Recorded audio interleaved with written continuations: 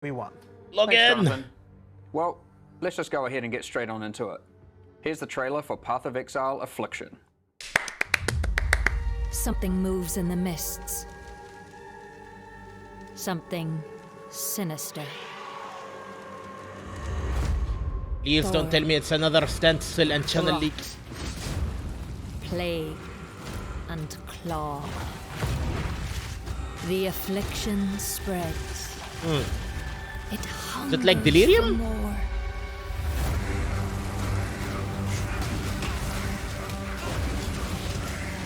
Is that a new spell? Tread Meteor. lightly in the wildwood, which shifts and bites. Accept our help, the ancient power of the Asmir. What? Beware Is that a new the class? spirits that Where? yearn for freedom, Wait, what? and the heart of evil that waits in the dark. Or are we speaking the NPC? I don't get it. Wait, what? What happened? What is this? Wildwood Ascendancies? What? Oh! What? Get you! The Trail Master! Ready yourself. Ultimatum! I will be waiting. Please, Sentinel! Show me Sentinel, please! No, no Sentinel! No Sentinel! Logan! I need next week to come already. Please! In the What? Affliction League, you will encounter sacred wisps, which beckon you to enter overgrown passageways that lead to the Viridian Wildwood. Oh, it's like abyss! A vile affliction has covered this forest with a foreboding darkness. No You'll loading need to screen uncover though. the forest mysteries to put a stop to the source of the affliction. As you approach the darkness, the wisps burn away its affliction. Make sure you tread carefully, because they only have a limited amount of power. But be warned, the darkness is full of cursed monsters that emerge to kill you. As you explore, you might see other types of wisps trapped inside the darkness.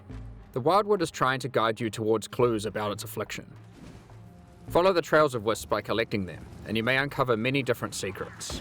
New characters Oh? to find, shrines, boss battles, and all kinds of new encounters are lurking in the forest just waiting for you to discover. Show me the Ascendancies! There I are wanna many see what rewards to that earn was. for those brave enough to seek them.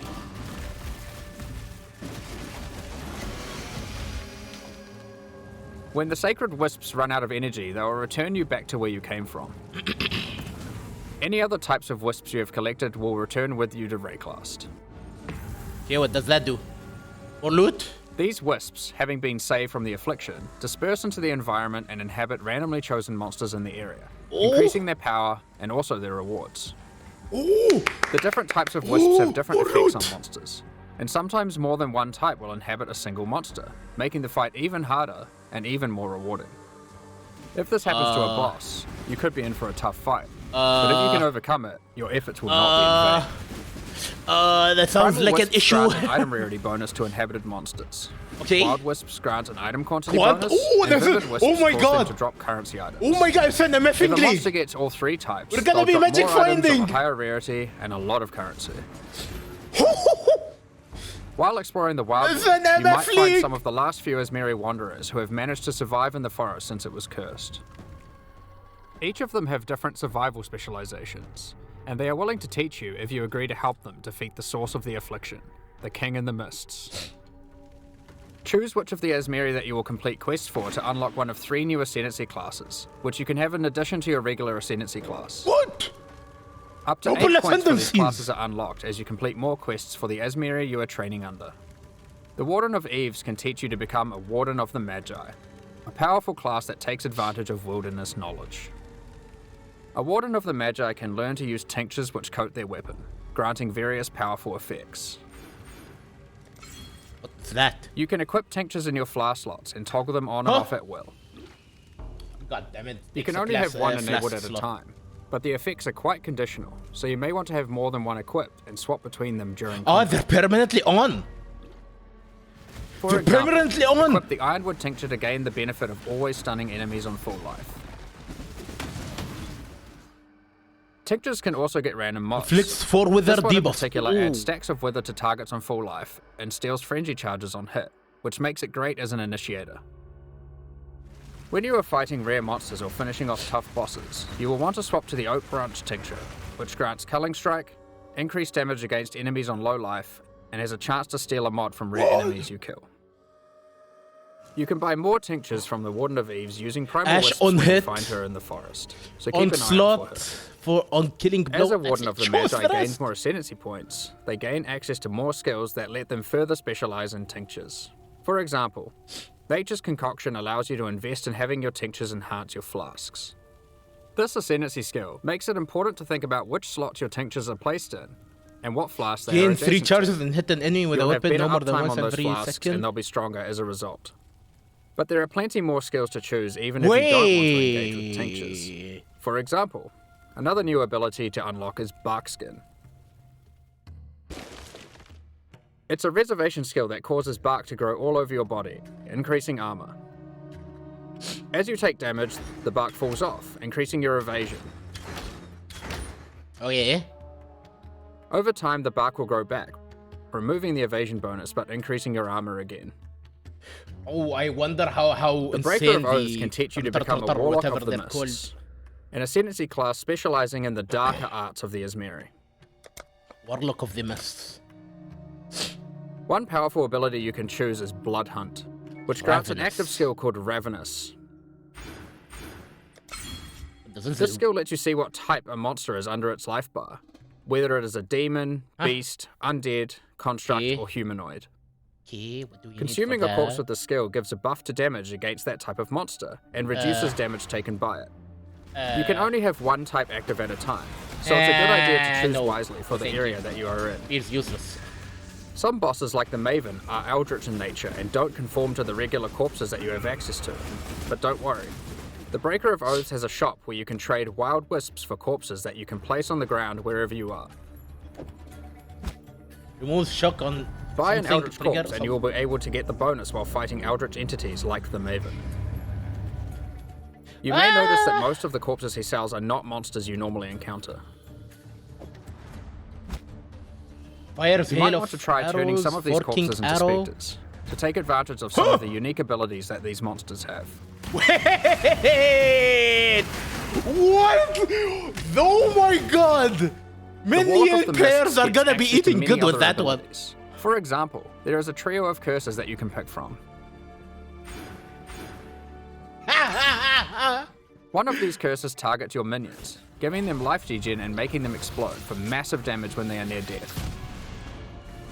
One of them prevents enemies from dealing damage for the latter portion of its duration, which is quite powerful against bosses. This curse creates the interesting build decision of whether or not you should increase curse duration or reduce it. The final curse is a mark that causes enemy phantasms to be spawned when you hit the marked enemy. These phantasms aren't on your side, so they work well with on-hit and on-kill trigger effects, for example. What? What? What? What?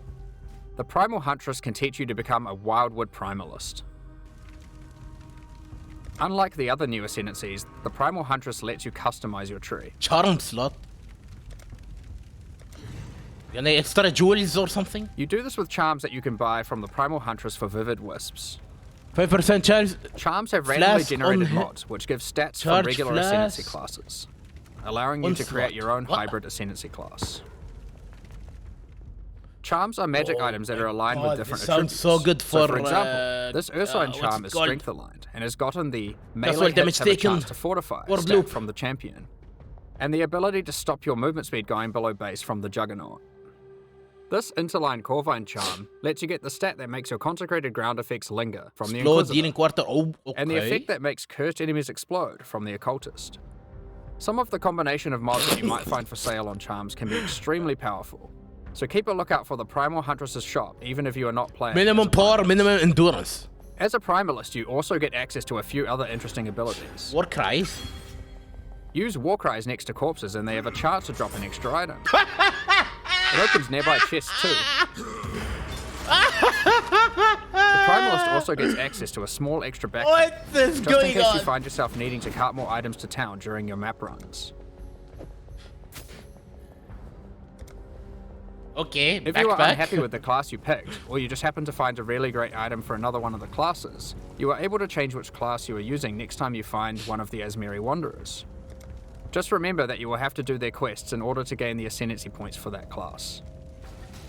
These quests will lead you towards the ultimate goal of the Asmeri: finding the King in the Mists, defeating him, and cleansing the forest of its affliction once and for all. There are new uniques to find, rewards to claim, and new ascendancy classes to master in the Affliction League. Now that we've covered what's in the league, let's talk about some of the changes you can expect to the core game in 323. Ultimatum is back. For a start, Ultimatum is finally going core. When talking to players at ExileCon, it was the #1 feature that people requested. When playing through in-game maps, you may sometimes encounter the Trial Master, who offers you a choice to undertake a deadly Val trial in exchange for great rewards. If you defeat the trial, he offers to go double or nothing with you. Do you take the risk and go for an even better reward? Or do you take the winnings you have already earned off the table and go home? We've done a full rebalance of Ultimatum and have added many new mods and rewards, including both new and reworked uniques. Gold, what the fuck The is base that? number of rounds for an Ultimatum trial is now always Attack speed or with a resist chance to crit. spawn the Oh, Trial what the Master fuck? boss fight on the 10th round, That's if a you lot. are able to make it that far. As part of 323, we have also removed Metamorph from the game. All the Catalyst rewards from Metamorph have now been moved to be rewards for Ultimate. R.I.P. We've Metaphor. also added a new Val-themed Catalyst that works on corrupted items. Applies are all. As is normal for most content that gets added to endgame, we have introduced new Ultimatum passive skills to the Atlas tree. Okay, they're replacing. One great Metamorphs. example is What? the Keystone Grueling The meta Gaunt. card It last makes 3 additional Ultimatums rewards. last 3 extra rounds. They But don't you have a cannot boss choose in the the final modifiers, and it prevents the final Trial Master boss fight from spawning. The level of challenge becomes extreme during the last 3 rounds, and not being able to choose the modifiers makes it even harder. But the rewards are insane, and for those with very high-end characters, Headhunter it incoming. might be a bet worth It's gonna making. drop Headhunter now. There are lots of other Atlas passive skills you can pick from for Ultimatum, so choose 3 wisely. divines. Now, it's time to talk about one of the largest metagame changes we've ever made. Oh. There were 3 systems in Path of The lab? Exile that were all Okay. trying to subtly modify the behavior of skills. Okay. These were alternate quality gems, Labyrinth Helmet enchants, and They're gonna unique remove threshold lab? gems. We've combined all of these together to create a new system called Transfigured Gems that allows us to fully achieve the goal of these 3 systems and then some. What? I didn't hear what Transfigured other gems are systems. alternative versions of existing skill gems that have different functionality and balance from their regular versions. What am I looking at? We have added a huge number of these with interesting variations that drastically change how existing skills play. What am I looking at? For example, Frostbomb of Instability. What did he say? Changes it from a Lab and cooldown what? I skill that you forgot. can cast occasionally for a large explosion into a skill that you can cast continuously but deals less damage and doesn't apply cold exposure. It changes the role of Frostbomb from a utility skill into a main damaging skill. Another example is Detonate Dead of Scavenging. You can't use it on corpses that were created by Desecrate or Unearth, but in exchange it does a whole lot more damage. You won't be able to use it as your main reliable source of damage, but it's a great skill to use as a 4-link utility to get some extreme burst damage. Raise Zombie of Falling. Instead of raising a zombie from a corpse, you summon them from midair. They fall to their death, dealing AoE damage where they land. While this sounds like a physical damage version of Firestorm, you should consider that it scales with minion damage and also triggers on-death minion effects. Blight of Contagion. This What? version of Blight is now spread by Contagion, so you can use it as part of your Essence Drain build.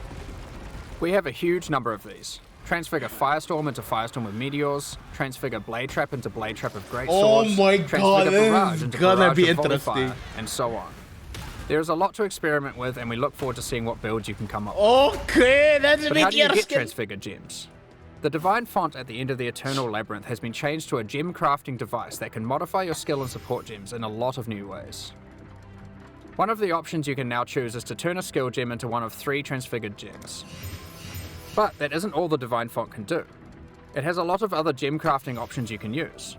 For example, Add you can 100 quality to million? gems, add experience to gems, sacrifice a gem for 1 or more treasure keys to open Azaros chests, and you can even exchange support gems for exceptional support gems like Empower or Enlighten.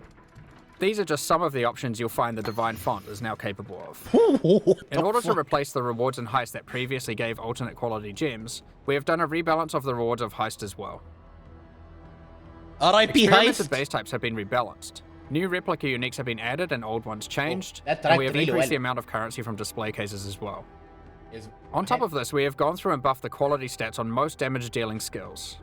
In most cases, they will be significantly more powerful than before, and also more interesting. What? Wait, Overall, the damage. this is one of Wait, the largest they buffed metagame shifts tornado that we've shot. ever done. They There are buffed so many tornado crazy shot. new skill Did I hear combinations that right? I apparently. didn't read. So we expect to see I some saw really tornado interesting shot. new builds. They buffed tornado shot. Next up, I'd like to hand back over to Chris to talk about the new support I love you. packs. I love you. If they did, At this point, we'd usually talk about the League supporter packs. We're doing things a bit differently this year. Rather than releasing League supporter packs today and then our annual core packs 2 weeks later, we have combined it all together into a strong set of core supporter packs that will be released alongside Path of Exile Affliction next week. The series contains 5 packs, each with its full value in points and a collection of exclusive cosmetic microtransactions. The higher packs contain physical merchandise. We'll unveil the full details of each of the packs. wait, PvP arena. But in the meantime, here's a sneak peek Oh of some my of their God. exclusive cosmetic microtransactions. These packs will be available for purchase when Path of Exile Affliction launches on the 8th of December. Thank you so much for your ongoing support. Take my money. Take my money. We're just about to start the Q&A with Ziggy D. Afterwards, we'll post Path of Exile Affliction's full patch notes. With the release at the end of next week, our community team will be posting crucial information you'll need for Affliction's release. Keep an eye on the news. On release weekend, we expect to launch the new mystery box and this season's Kyrix Vault Pass. Thanks for joining us today and checking out our latest developments. Just We're the looking drops. forward to exploring the Viridian Wildwood with you next week.